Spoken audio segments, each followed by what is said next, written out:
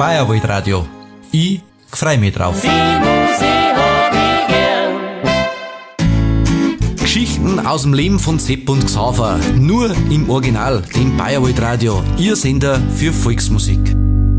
Ja, servus Sepp, was schaust denn so zwider? Grüß dich, naja, ich bin ein wenig frustriert. Du meinst frustriert, aber warum denn das? Hast schlecht geschlafen? Natürlich eigentlich nicht, nur Fernseh geschaut. Und deswegen bist frustriert. Ja, sei schon, was für ein Laus ist er denn über die Leber gelaufen? Eher Kakerlaken, aber der Reihe nach. Erst wird irgendein Star gesucht, dann wird tanzt und dann suchen sie noch ein Talent. Und wenn's gar nichts kannst, gehst ins Dschungelcamp. Da hast recht, Sepp. Nur noch Müll und die Leute schauen sich den Schmarrn auch noch an. Genau. Das ist richtig Ekel-TV. Am Gescheitern, man schaut den Fernseher gar nicht mehr an. Das stimmt, aber Gott sei Dank gibt's noch ein Radio. Da musst nicht hinschauen. Und ich hab da gleich eine Idee. Aha, was denn nachher? Sprich, oh du weiser Mann, machen wir doch auch so ein Casting-Camp. Tanzer-Show. Ja, wie meinst du jetzt das? Ich steh grad auf der Leitung. Wundert mich jetzt nicht, aber ich sag das. So ein Volksmusik-Camp. Beim Aufstehen gleich einmal eine Blasmusik. Dazu ein Weißwurstfrühstück und danach dann wird eine saubere Polka tanzt. Am Nachmittag dann eine gescheite Leberkasse mit Wettessen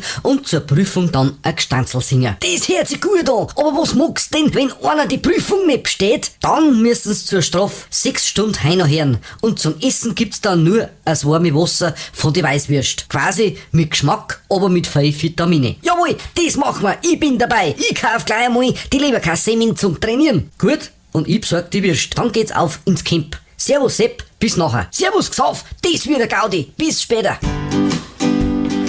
Das war Sepp und Xav. Fortsetzung folgt.